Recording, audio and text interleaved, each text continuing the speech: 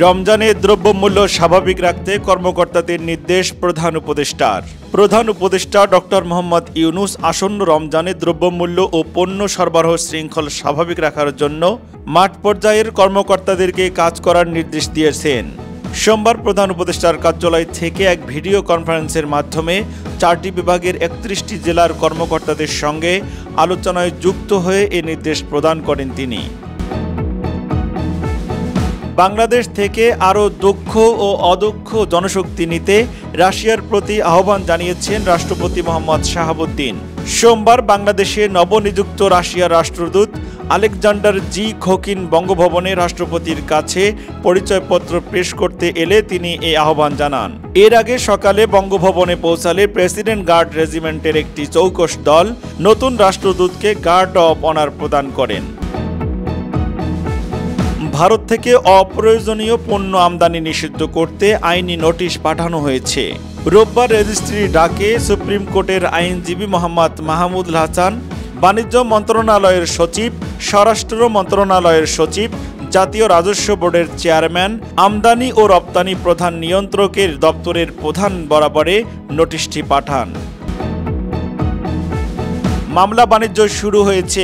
মানবতা বিরোধী অপরাধ, হত্যার বিচারের দাবিতে ব্যবসা শুরু হয়েছে আমাদের সমাজে। এদেরকে আমরা চিহ্নিত করব, অবশ্যই তাদের জবাবদিহিতার আওতায় আনতে হবে বলে মন্তব্য করেছেন আইন উপদেষ্টা ডক্টর আসিফ নজরুল। সোমবার জুলাই অভ্যুত্থানে ঢাকা বিভাগের শতাধিক শহীদ পরিবারকে দ্বিতীয় ধাপে আর্থিক সহায়তার চেক হস্তান্তর অনুষ্ঠানে তিনি কথা বলেন। শেখ হাসিনার বিরুদ্ধে ট্রাইব্যুনালে মাইকেল চাকমার অভিযোগ। গুমের অভিযোগে সাবেক প্রধানমন্ত্রী শেখ হাসিনা সহ 9 জনের বিরুদ্ধে আন্তর্জাতিক অপরাধ ট্রাইব্যুনালে অভিযোগ দাখিল করেছেন ইউনাইটেড পিপলস ডেমোক্রেটিক ফ্রন্টের নেতা মাইকেল চাকমা। বাংলাদেশ সংবাদ সংস্থার খবরে বলা হয়, গুমের সময় যেই গামছা দিয়ে মাইকেল চাকমাকে বাঁধা হয়েছিল সেটিও অভিযোগের সঙ্গে তিনি জমা দিয়েছেন। ট্রাইব্যুনালের চিফ প্রসিকিউটর কার্যালয়ে তিনি সোমবার এ অভিযোগ দায়ের করেছেন বলে খবরে বলা হয়েছে। অনন্ত জলিলের বিরুদ্ধে সমর জারি।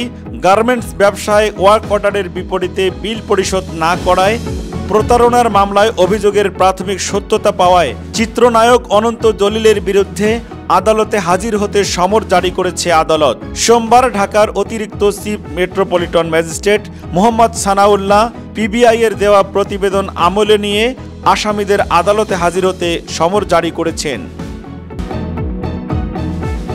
রিজভির বক্তব্য নিয়ে জামাত বিএনপির পাল্টাপাল্টি বিবৃতি। গত 5 আগস্ট হাসিনা সরকারের পতনের থেকে মোটামুটি ভালোভাবেই চলছিল সবকিছু, তবে হঠাৎ করেই যেন রাজনৈতিক উত্তেজনা লক্ষ্য করা যাচ্ছে। এর সূত্রপাত হয়েছে বিএনপির সিনিয়র যুগ্ম মহাসচিব রুহুল কবির রিজভির বক্তব্য ঘিরে।